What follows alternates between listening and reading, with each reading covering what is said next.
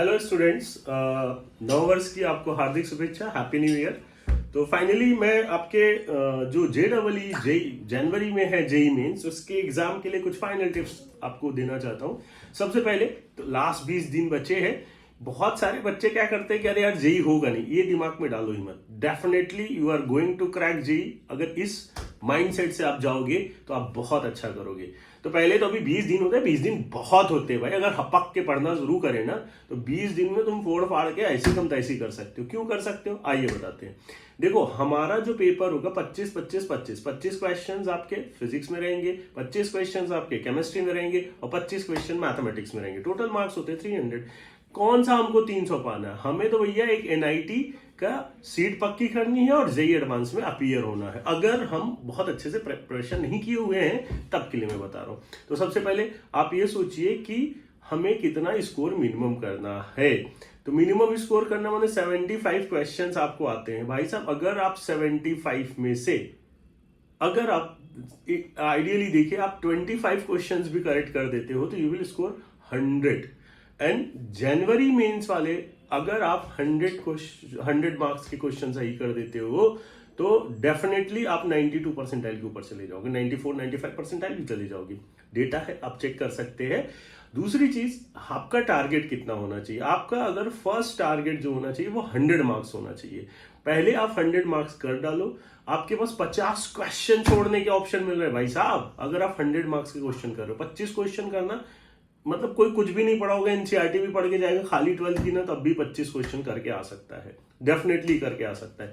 Problem कहाँ होती है कि हम सब करने लग जाते हैं। हम 75 हम टॉपर बनने लगते हैं, बॉटमर रहते हैं और टॉपर बनने की चेष्टा करते हैं। यहाँ पे प्रॉब्लम होती।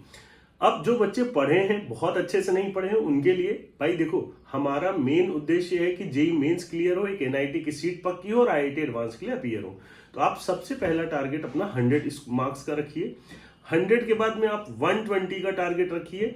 120 पे आप सेफ होते जाओगे। अगर आप 120 मार्क्स ले आ लिए ना तो भाई साहब 95 परसेंटाइल के ऊपर पहुंच जाओगे। और जैसे ही आप 130 लेके आते हो तो 97-98 के आसपास पहुंच जाओगे। और अगर आप 150 लेके आते हो तो आप 99 परसेंटाइल टच कर जाओगे। तो 300 में 150 ही लाना है।